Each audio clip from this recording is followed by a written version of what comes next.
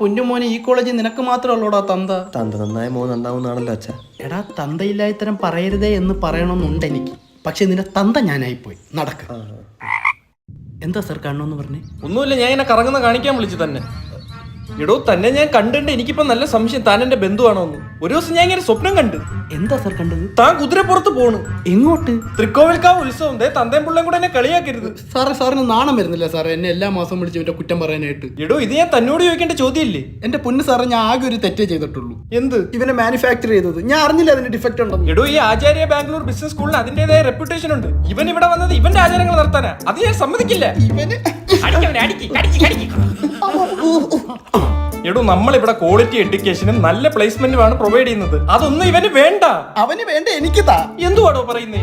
അവസ്ഥ കൊണ്ട് പറഞ്ഞു പോയത്. എടോ, ഇവൻ പഠിക്കുന്ന കോഴ്സ് പോലും അറിയില്ല. എനിക്കറിയാം, BCA artificial intelligence. Sir, security ചേട്ടൻ 2 ദിവസത്തെ ലീവ് വെച്ച്. എന്താ വേണം? അങ്ങേരത്ത് നാട്ടിൽ പോക്കാളം പറ. എന്നിട്ട് ആ യൂണിഫോം എടുത്തിട്ട് നീ വന്നിരി. കാലത്തെ വക്കാലത്തായിട്ട് വന്നേക്കാ തേണ്ടി.